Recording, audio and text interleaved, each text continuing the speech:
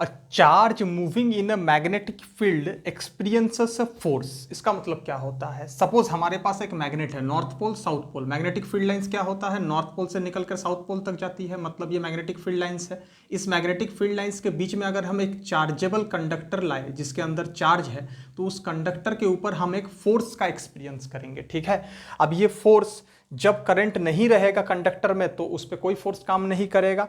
जब current flow करेगा conductor के अंदर तो फोर्स वो एक्सपीरियंस करेगा। ठीक है, अगर हम कंडक्टर में डायरेक्शन ऑफ करंट को रिवर्स कर दे तो फोर्स का डायरेक्शन भी चेंज हो जाएगा, और अगर हम मैग्नेटिक फील्ड लाइंस का डायरेक्शन को चेंज कर दे तो भी करंट का फोर्स का डायरेक्शन है वो चेंज हो जाएगा। ठीक है, अब ये जो फोर्स है इस फोर्स को हम कहते हैं मैग्नेटिक फोर्स। ठीक है, अब ये फोर्स कौन कौन सा फैक्टर पे डिपेंड करता है? तो 3 फैक्टर पे ये फोर्स डिपेंड करता है। ठीक है, फोर्स जो होता है वो डायरेक्टली प्रोपोर्शनल होगा करंट के साथ, मतलब करंट का बढ़ेगा तो फोर्स का इफेक्ट भी बढ़ेगा।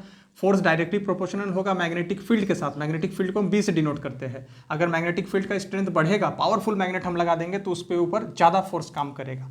और फोर्स जो है वो लेंथ ऑफ द कंडक्टर पे भी काम करता है। अगर कंडक्टर का लेंथ ज़्यादा बढ़ाएंगे तो उस पर फोर्स ज़्यादा काम करेगा, लेंथ ऑफ द कंडक्टर को घटाएंगे तो उस पर फोर्स कम काम करेगा। तो हम कह सकते हैं force, magnetic force equal to IBL। ठीक है, current in the conductor, magnetic field into length of the conductor. यहां से हमको बी मिला, मतलब मैग्नेटिक फील्ड का फॉर्मूला मिला, इक्वल टू क्या मिला? Force by I into L. Force का यूनिट क्या होता है? न्यूटन। करंट का होता है एम्पियर। लेंथ का होता है मीटर। तो मैग्नेटिक फील्ड का यूनिट क्या आया? न्यूटन पर एम्पियर मीटर। ठीक है, न्यूटन पर एम्पियर मीटर, ये हमारा मैग्नेटिक फील्ड का यूनिट हो गया, एसआई यूनिट। अब ये जो फोर्स हमारा कंडक्टर पे काम कर रहा है, ये डायरेक्शन ऑफ फोर्स को पहचानने के लिए एक जो है रूल निकाला गया है, जिस रूल को हम कहते हैं फ्लेमिंग्स लेफ्ट हैंड रूल। इस फ्लेमिंग लेफ्ट हैंड रूल से, फ्लेमिंग्स लेफ्ट हैंड रूल, इस फ्लेमिंग्स लेफ्ट हैंड रूल से हम कभी भी एक करंट कैरिंग कंडक्टर के ऊपर मैग्नेटिक फील्ड किस डायरेक्शन में फोर्स काम करा रहा है वो डायरेक्शन को हम फाइंड कर सकते हैं। इसके लिए हम लेफ्ट हैंड का इस्तेमाल करेंगे।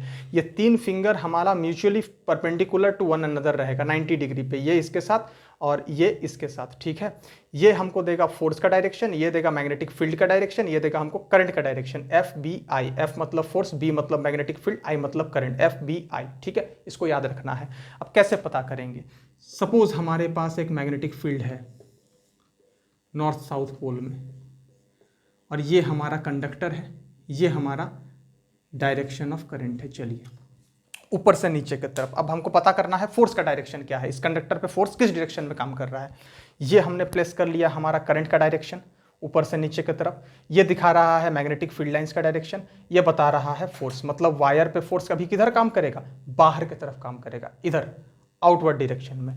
अब हम करंट का डायरेक्शन को चेंज कर देते हैं, चेंज कर दिए करंट का डायरेक्शन को। अब नीचे से ऊपर जा रहा है तो अब ये ऐसे हो जाएगा नीचे से ऊपर, और ये मैग्नेटिक फील्ड लाइंस का डायरेक्शन दिखा रहा है, ये करंट का डायरेक्शन दिखा रहा है। फोर्स किधर काम करेगा? अभी वायर पे अंदर की तरफ काम करेगा, डाउनवर्ड, अंदर की तरफ काम करेगा, इनवर्ड डायरेक्शन पे। तो देखिए डायरेक्शन ऑफ करंट चेंज करने से फोर्स का डायरेक्शन चेंज हो गया। तो फ्लेमिंग्स लेफ्ट हैंड रूल से हम फोर्स का डायरेक्शन को पता कर सकते हैं।